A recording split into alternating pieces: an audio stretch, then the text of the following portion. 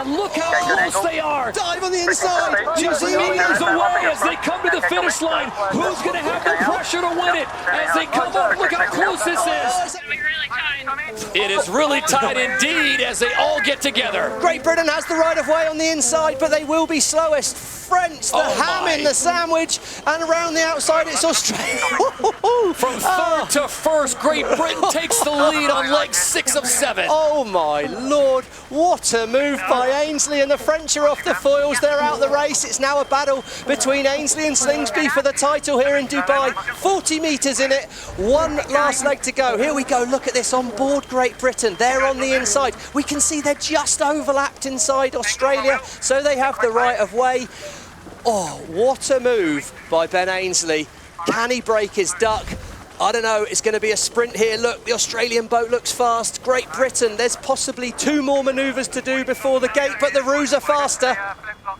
56 kilometres an hour there for the Australians. Well, the British team are slower. It is neck and neck as they sprint towards this bottom gate. There's going to be 2 more manoeuvres to do before they get to this final gate here, and that will be absolutely decisive. Control lies with Ben Ainsley and Great Britain. This is a classic match race situation. Here we go.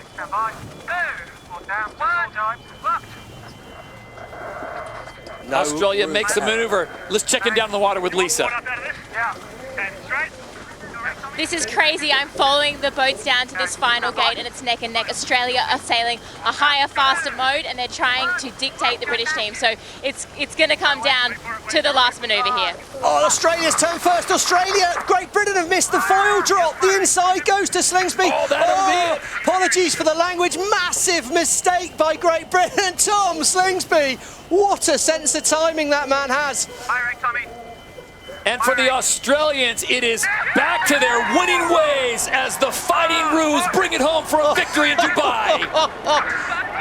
Oh, apologies for that language there, but that's just pure exhilaration overcoming them at the finish. What a moment, and for Great Britain and Ben Ainsley, I cannot believe what we just saw. The French had it in the bag, then Ben Ainsley had it in the bag, and they all forgot about Tom Slingsby, the 2-time reigning and defending champions. You look at this, Australia started out this regatta with an 8th and an 8th before they got on their winning ways, and here they are winning the whole thing. Oh, you're welcome, Dubai. What a race that was in front of the fans. And they would have all seen it right on the shore. Look what it means to them there.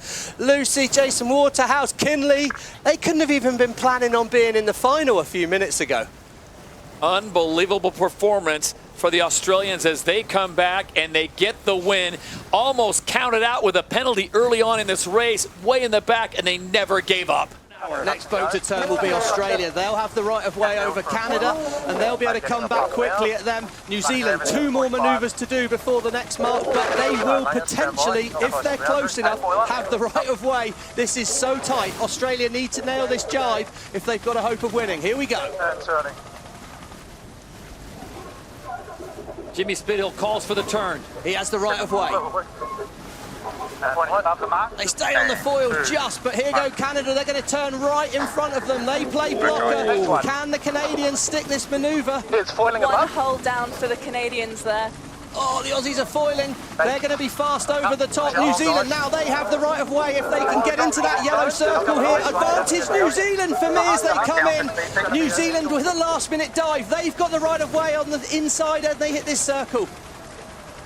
Look at this, the Kiwis as they come in, it is going to be tight at the corner. Who's going to give way? Canada have got to give room to Australia and to New Zealand. Oh, there's going to be protests here, Todd. This is the umpires. Penalty Canada, penalty Australia, not giving Mark room. And look how close they are. Dive on the inside. New Zealanders away as they come to the finish line. Who's going to have the pressure to win it? As they come up, look how close this is. Oh, it's a lovely New Zealand. They've got to keep clear of Australia now, and Canada on the outside, but they should have a penalty. Canada crosses the line. Now who turns the boat? And it looks like the Emirates winning moment will go the way of the Kiwis. I don't know. There's lots to be answered. Craig Mitchell's going to decide this. It's going to the umpires because there was so many penalty incidents in there. That unbelievable, incredible scenes here. Canada crosses the line first, but they had a penalty to get rid of. it was Australia who was in second place who had the right of way, but it was the Kiwis who crossed the line without a penalty. So Craig Mitchell, chief umpire, will sort this whole thing out. Stevie, it's got to be either Australia or Kiwis, right?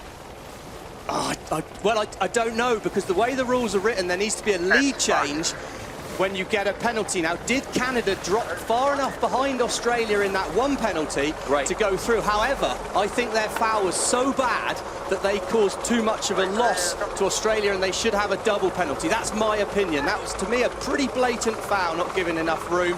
Phil Robertson, if there's anyone that's going to push the limit, he's played the game. If he wins it, hats off to him, because that was an aggressive play of the rules. But to me, New Zealand had the right of way. They should have been able to round it how they want. Because of Canada's actions on Australia, they stopped New Zealand having the space they should have. But Australia didn't have the space they should have either. And then, I mean, wow. Yeah, to me, it's all in the umpire's hands. I could give it to any one of the three of them. So don't pop the bubbly just yet. Emily Nagel, from your position, what do you think? I'd have to agree with Stevie there about the Canadians definitely being in the wrong. But who that goes to over New Zealand or Australia, it's a close call. And this all goes back to a black flag in the 5th race with Emirates GBR taken out. They were in a top 3 position. They get removed. The Australians somehow find a way in, and it will be officially the Emirates winning moment going to New Zealand, taking the win at the Emirates Dubai Sail Grand Prix. And that, to me, do you know what? That's the right call. Yep. They were on the inside. That Emirates winning moment, for me, should really be New Zealand's, because they weren't given the room they were entitled to at the mark. Canada, fair play, pushed the limits, tried to squeeze it out. But yeah, what a race, Todd. It's not all over till it's over. Absolutely. Just when you thought the Kiwis were on the outside looking in, when they split the course, they get up on the foils, they come in hot, and it looked like it was going to be between Australia and Canada at this point. And here they are at the finish line. Canada does cross the line first, but a penalty still to absolve. And watch this turn as Pete Burling just, I mean, we're talking a meter or two ahead of Jimmy Spithill and the Australians.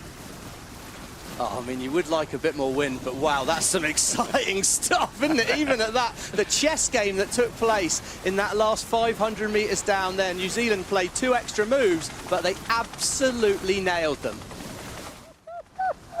And an early celebration for the Kiwis. Not quite there yet, but it's safe to say the Emirates winning moment goes the way of the Black Foils as New Zealand claims the first event of the 2025 season. Oh, celebrations for the Black Foils. They do love the Middle East. And look at this, the battle now on for second place. So you've got Emirates GBR. They have to close it out, but look how fast Canfield's coming in. Yeah, there was no room there. It's too tight. No room for Canfield in there. It looked to me like Emirates Great Britain went in early.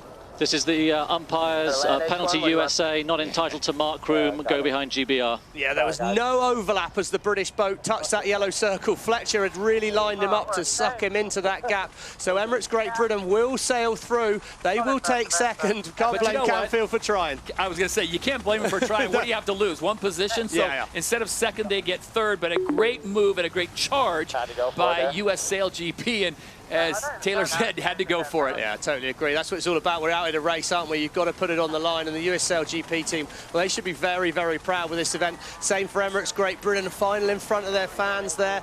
Good performance from Dylan Fletcher, but I think everyone's seen where the bar's set. Well, it was all said and done. The Kiwis were already celebrating their victory here at the Emirates Dubai Sail Grand Prix presented by P&O Marinas. And then the battle for points. The USA and Emirates GBR. One more time, Stevie, out of the sun. Look at this. Yeah, well, hopefully Dylan could see more than we can in that moment, because he really milked it for the umpires there. They didn't have room to go between Great Britain and the mark because they weren't overlapped on our yellow circle that we see on the overhead view. You can see there Emirates Great Britain suddenly have to turn away. It was tight. Well judged by Fletcher. Taylor did have to go for it.